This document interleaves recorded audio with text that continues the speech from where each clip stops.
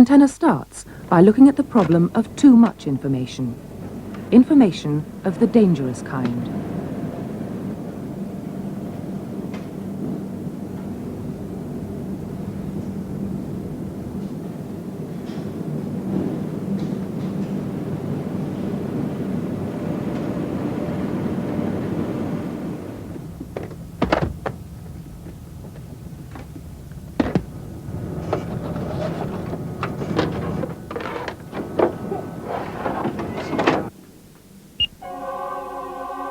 I certainly remember when I realized I was infected for the first time. It was one of those things I never thought it would happen to me. Well, I'd heard about viruses, and some friends of mine had already been infected, so I knew pretty quickly that's what it was. But there's always a shock when it suddenly happens to you. I was infected about 6 months ago, so I was one of the very early people to have been infected. Everywhere that I've worked so far, it's been there. I felt as if I'd been burgled.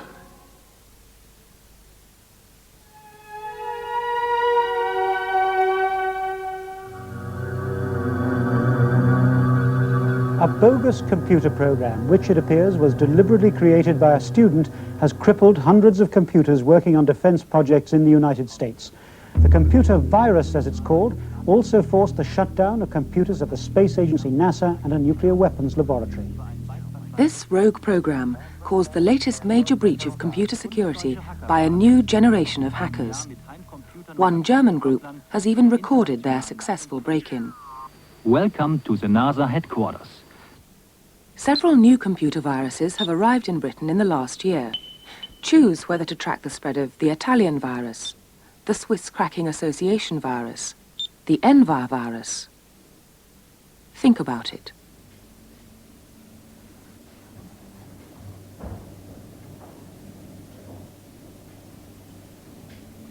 You've chosen to follow one chain of Envar, a virus on Macintosh computers, as it infects systems round Britain.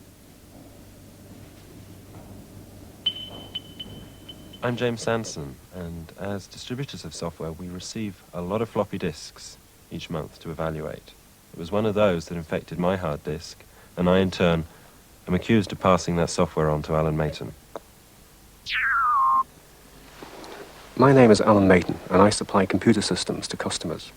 I first experienced the virus by taking some software from James Sanson's hard disk. I, in turn, passed this on to Tony Tyler. I got the virus from Tony Tyler. I'm Chris Pryor, a freelance graphic designer, and I gave it out to Mac user Alan Drew and Max Whitby at the BBC. I'm Max Whitby from the BBC Interactive Television Unit. We got the virus infection from Chris Pryor. I immediately called everyone I knew who was infected or potentially infected, including Peter Trinder. Max Whitby sent me a disk with some evaluation software on it. I've certainly become far more cautious about receiving software on disks from anybody, particularly the sort of blank, handwritten, labeled disks where you don't know where that's come from. The system crashed quite frequently when I was using different programs. You have to completely throw away every application that's been infected, Which is a pain. I felt very angry, annoyed. My time should be devoted to design work. Every single user will experience it at some time during his lifetime. So I should imagine it's very widespread. I think everybody needs to be careful because it's so easy to infect and so easy to multiply. Each dot marks a documented virus attack.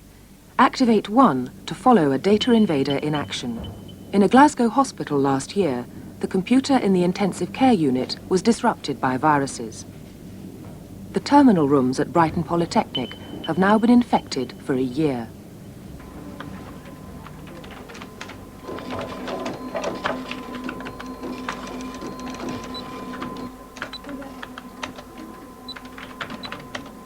Oh, crikey.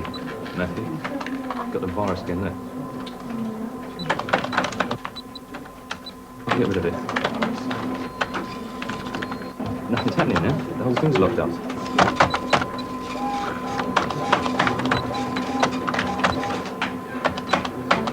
Nothing. I'll be back in a minute. This is a virus. As far as the user is concerned, it appears at a sudden and unpredictable interval. A bouncing spot means that it's the one known as the Italian virus, and that we believe came originally to us from the Polytechnic of Turin. Some 7,000 plus people are coming through the gates in a year. Any one of those may bring in an infected disk. All the work that is on the disk is lost.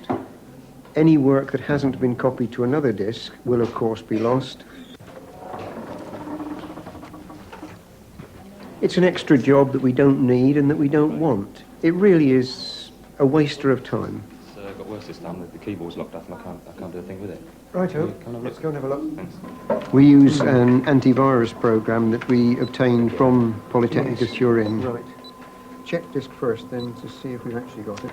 The virus, it's well known in Italy, it is in a number of places in the UK, and I would expect that probably other institutions in Europe have been affected. The text in Italian, and what it means I just don't know, but it says the virus is there.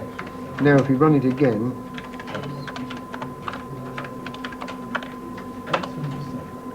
that still hasn't got rid of it yet. You can now choose how to fight off the data invaders. Do you want to develop antivirus vaccines, redesign your computer, or outlaw the hacker? Hacking and writing viruses is still legal in Britain. If still unsure, press the help button.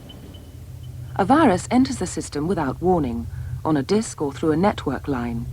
It's programmed to attach itself to codes inside and hijack the computer's own copying mechanisms to reproduce itself. Further advice from the virus writer, the biologist, or the computer consultant.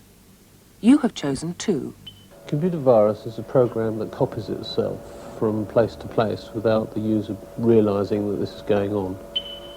If you look at a biological virus with a good enough microscope, some of them might look like a rod. If you've got a sore throat, it's probably caused by a virus that looks something like this. But if you try to look at a computer virus, there's nothing really to see. You might see a magnetic disk which looks much the same as any other magnetic disk. But the point is that there's a logical analogy. Two things can be logically analogous, even if they look very different. A brain is logically analogous to a computer, even though the one looks like a lump of cold porridge and the other one looks like a metal box. Well, a virus can temporarily inhabit the memory inside the computer, but when you switch the memory off, it goes away. Its more permanent resting place is going to be either a floppy disk, such as this one, or the hard disk, which goes inside the computer and which you wouldn't normally see. The Italian virus hides in the boot, which contains the basic instructions to start up the computer. From now on, every disk I put into a floppy disk drive is going to have the boot sector infected. The boot sector is something that is on every PC disk, and it's something that's necessary to the startup process. Some of them do have resemblances to the AIDS virus. One of the characteristics of the AIDS virus is that it actually inserts itself into human genes and effectively disappears from sight. It's extremely difficult to detect it because it looks so much like the code of the genetic code of its host cell. This is the brain virus.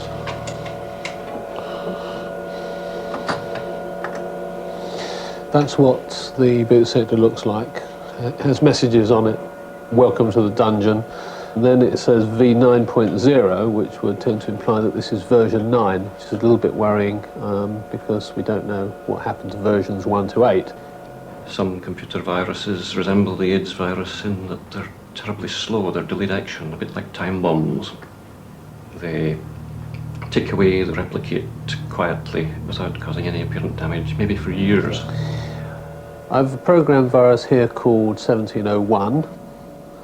This is what the screen looks like when 1701 triggers.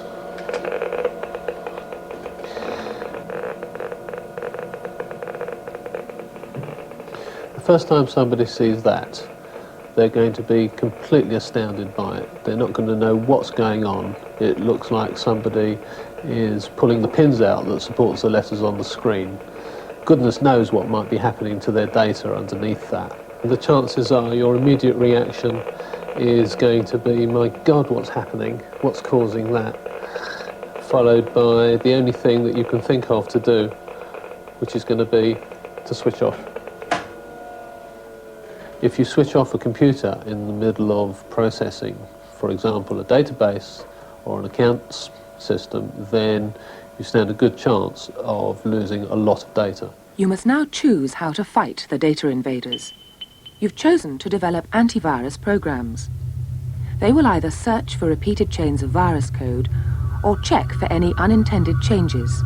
If they find this, they're programmed to stop any further spread. First of all, we're going to remove jewellery, watches, basically anything with metal on it, so that it doesn't discharge through your hands, kill you and damage the operating system in the machine. Engineers are now having to adapt to these new bugs in the machines. If you get a loose wire on the logic board, it could cause the same symptoms as a virus.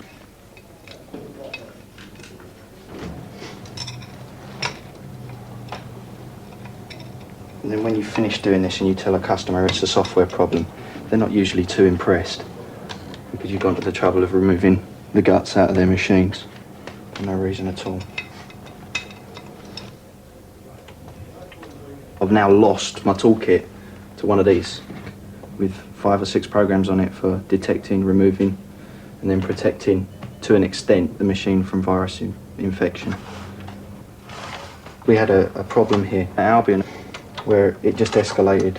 Whole machines went down. We had a whole demonstration area, had to close down and be eradicated. Now, people know that if the machine pings wildly, makes a noise, there's something definitely wrong with it. And most of the time it's a virus. Again, been brought back into the company. What's the matter with it? I don't know, really. It keeps going down. I lose it I'm working on. It's a new machine, it shouldn't do that. No. And your luck, it's the vulnerable virus problem again. Interferon is basically the detective for scanning for various viruses. It's been adapted so it can read things such as MVR. Trusty virus. What it's done is it's eating part of Draft away. Well, there's Draft. Let's dispose of him. So what I'll do is I'll put a vaccine on it. Well, it won't stop it, but it'll tell you that it's happening again. Okay. But, so it doesn't actually stop the virus, it just lets you know that you have a virus? Nothing will stop the virus. The only way to stop the virus is not to copy the virus on at all. But the trouble is that the virus is always going to be one step ahead because of the fact the virus is created, then the vaccine is created. And until you know what the virus is, what you're looking for, you won't be able to program the vaccine to look for it. Existing vaccines are not coping with the data invasion. You have reached a dead end. Please recap and choose again. I think anyone who wastes their time writing viruses is basically pretty sick. I kick myself for letting them get the better of me. Childish, immature, and it's a shame that such a talent of writing compact, positive, productive code is wasted. There are always people who must have twisted minds, and if they're going to try it on personal computers, inevitably they're going to try for bigger things. And I think it should be stopped. The new invaders bypass vaccines by being programmed to alter their code form or to enter through different routes. The new wave of infection can spread through bootleg copies of popular computer games. An extra program has been inserted into pirated versions of this game. When a certain score is reached, stored data is completely wiped from memory. This kind of invader, called a Trojan horse, has already caused damage in important institutions. Home computers can now be easily connected via telephone links and a cheap modem box to major systems networked around the world. And this means the data invaders can move into bigger systems.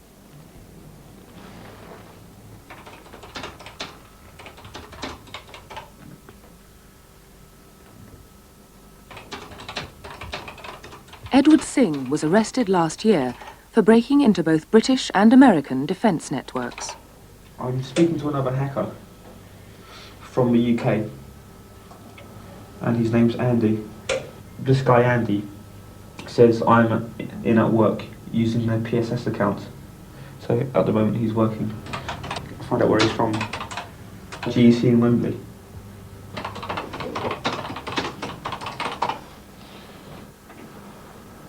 I've just accessed a chat system in West Germany called Autos. It's a well-known meeting place for hackers, Autos. I use it basically to talk to other hackers, to exchange information and to store information as well.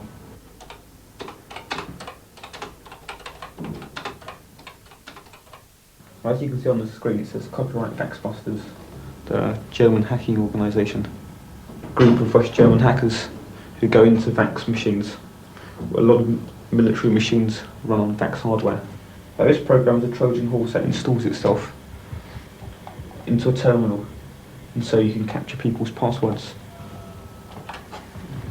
A good example, what it's probably been used on before, is the SPAN network, which links all the NASA machines.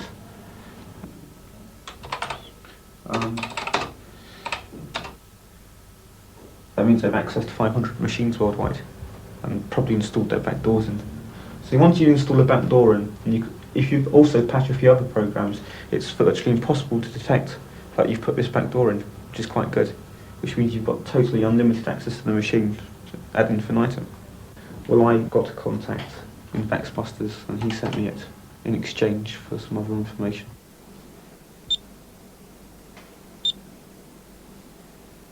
Bei der Frage, ob wir uns dann nun an den Verfassungsschutz wenden, damit die Amerikaner davon informiert werden. I was kind of member of the Vaxbusters. That was a group which liked to hack vaccine, and the Vaxbusters were, well, we thought we were the best. I don't know if we were.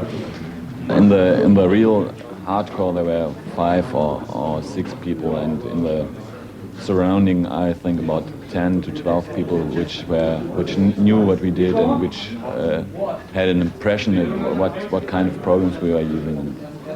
Most people I know who have been real active hackers have crashed a system once or twice.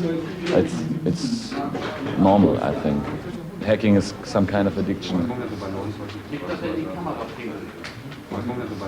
The better known machines we were in the networks were the SPAN and NASA networks.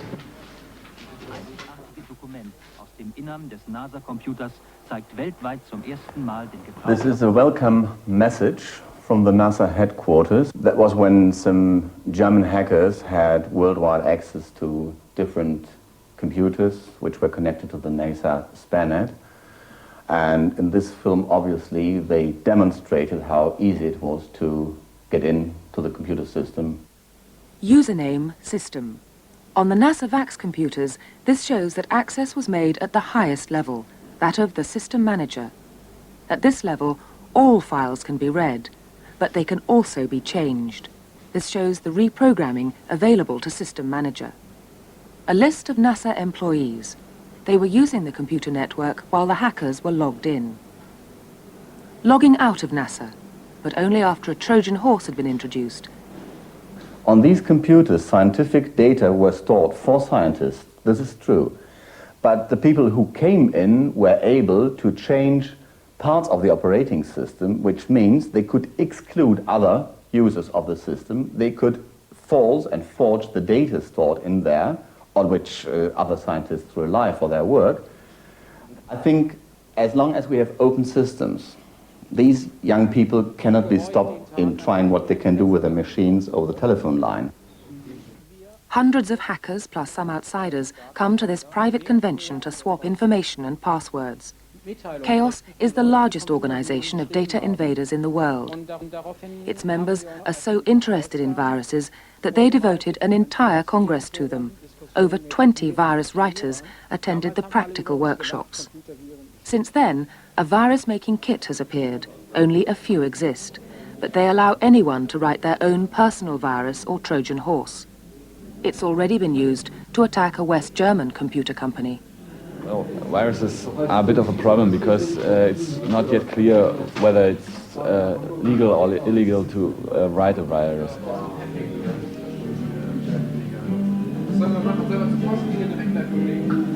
I'm looking at the possibilities to write viruses, and I test simple schemes for infecting other programs or other systems. It's funny, if you write a virus, you have something which lives in a way. That is, you put something out and you never know what it does and how it lives on. I've gained access to banks such as Chase Manhattan, manufacturers Hanover Trust, Security Pacific, Citicorp, Securities Data, Midland. Basically because of lax security measures on the part of a systems administrator who sets up the system. They don't perceive, well, they don't really understand anything about security, I don't think, at all. In most of the banks I've been into are about as secure as a rusty bucket. This is just connecting from the University of Surrey machine to SIA in Edinburgh, Singapore Airlines. Now I installed the patch, which allowed me to gain access even if they changed the passwords. Now systest is the most powerful account on the system, and it allows you to do anything. You can delete all the users, you can wipe all the files clean if you want to. You can shut down the machine remotely. I can cause some severe problems, virus-wise. I could write a nice, well, I wouldn't call it a nice little virus. Well, I'd call it a nice little virus, but I don't think other people would. I've written one, but I've never actually applied one. What kind of virus was it? It's just a piece of software that ran on prime computers to actually send messages to the operator, and you can determine where they were coming from. The discussion about viruses shows that with open systems, with systems with a lack of security and access control, spoof or sabotage or even great damage can be caused just by such programs. And imagine what had happened if the German hackers would have implanted viruses into the NASA system. Then, obviously, the whole network would be infected by these programs which spread over the system. It was a perfect launch. The shuttle arcing into the sky produced some of the finest pictures yet. The solid rocket boosters separated perfectly. It was the computers controlling this maneuver which gave trouble yesterday. Well, as we know from the first moon landing, there was a problem in a program, a missing comma in the coding line, made it impossible for the people to land automatically. So the NASA then had, as a measure of security, installed the possibility that the pilot could switch off the computer and steer by hand, which he did. If this possibility hadn't existed, they would just now be cruising around the moon. In a very bad condition, I think. Warning, data invaders have not been stopped. I think the virus problem is definitely going to get worse. The existing viruses will spread. That's what they're designed to do. Up to now, we've been very lucky. The kind of viruses we've seen have been fairly innocuous. The worst they do is cause a few programs to crash. But potentially viruses could be programmed to be far more malevolent. One could even imagine scenarios where intelligence organizations and corporations deliberately engineered viruses to attack one another, and that's a fairly horrific prospect.